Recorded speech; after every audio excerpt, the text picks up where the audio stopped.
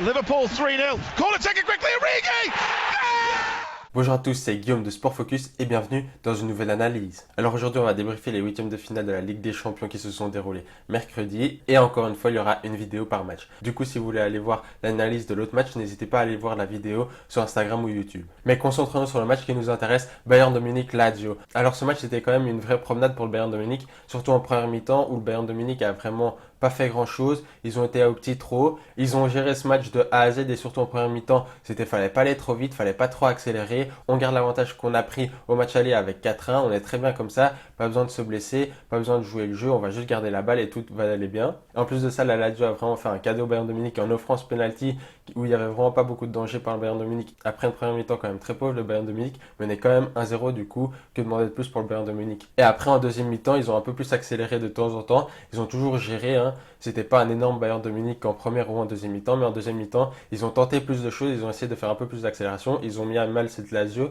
ils ont marqué un deuxième goal, mais ils auraient pu en marquer 2 ou 3 de plus. Donc voilà, je ne vais pas m'éterniser sur le Bayern de Munich. Ils étaient juste plus forts. Le Bayern de Munich a fait du Bayern de Munich, c'est-à-dire qu'ils ont pris l'avantage et une fois qu'ils avaient cet avantage, ils ne l'ont jamais perdu et surtout ils ont fait un rouleau compresseur sans donner vraiment de l'espoir à l'adversaire qui pouvait revenir, surtout parce que l'adversaire était un plus faible et le Bayern de Munich était vraiment en totale gestion et ils savent super bien le faire. Et de l'autre côté, pour la Lazio, c'était quand même assez faible et c'était vraiment très compliqué pour eux parce que la Lazio n'a pas un style de jeu ultra défensif où ils savent défendre à 11 dans leurs 25 mètres. Souvent la Lazio est quand même assez haute, ils ont leur bloc plus ou moins assez haut. Et là, contre le Bayern de Munich, ça a été très compliqué parce que leur bloc était beaucoup trop large, il y avait beaucoup trop d'espace entre les lignes et du coup, c'était beaucoup trop simple pour le Bayern de Munich d'aller chercher ces passes entre les lignes. Et le milieu du Bayern de Munich pouvait vraiment faire ce qu'il voulait parce qu'on avait vraiment cette impression que le Bayern de Munich était toujours en supériorité numérique juste parce que les lignes de la Lazio étaient trop écartées et le Bayern de Munich adore ça. En effet, du côté de la Lazio, il n'y avait pas vraiment de pressing coordonné, c'était les attaquants qui allaient, puis les milieux qui allaient, puis les défenseurs qui allaient. Du coup, c'était pas un bloc unique et tout le monde montait ou tout le monde descendait. C'était un peu chaque ligne faisait ce qu'elle voulait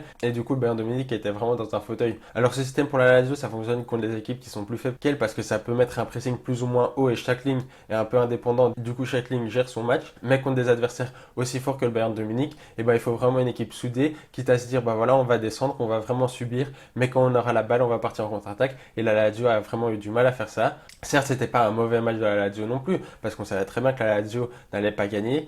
Au final, ils n'ont pas été si ridicules que ça parce que chaque fois ils marquent au moins un goal ou ils sauvent l'honneur. Alors certes, ce sont des goals chaque fois dans les dernières minutes où le Bayern de Munich joue plus ou moins, mais franchement, ce sont des goals et c'est déjà ça. Et la Lazio a vraiment vu le très haut niveau, voire le plus haut niveau en Europe. Et ils savent qu'ils ont encore beaucoup de travail à faire dans tous les comportements de jeu parce que là, vraiment, ils ont été dominés, que ce soit en attaque, en défense, sur le plan physique, sur le plan tactique. Vraiment, la Lazio, c'était très compliqué et ils ont été dominés sur tous les plans de jeu. Alors pour le futur du Bayern dans la Ligue des Champions, je pense vraiment que c'était une promenade pour le Bayern de Munich contre la Lazio et je pense vraiment qu'en quart de finale, ça va être un autre niveau. Le Bayern de Munich devra vraiment s'employer et on devra voir un vrai Bayern de Munich parce que là, on ne s'est pas trop jugé, c'était un petit test et j'espère vraiment que le Bayern de Munich arrivera à élever son niveau de jeu pour être performant, pour aller en demi-finale, si pas en finale, parce que pour moi ce sont l'un des favoris à sa propre succession, parce que c'est vraiment une équipe très soudée, ils n'ont aucune faiblesse, ils ont déjà l'expérience de la saison passée où ils ont explosé tout le monde. Je pense vraiment que cette équipe est bâtie pour gagner la Ligue des Champions encore une fois. Et de l'autre côté, la Lazio s'est vraiment frottée au meilleur de l'Europe. Je pense qu'ils ne devront pas être déçus parce qu'ils ne savaient pas faire beaucoup plus non plus.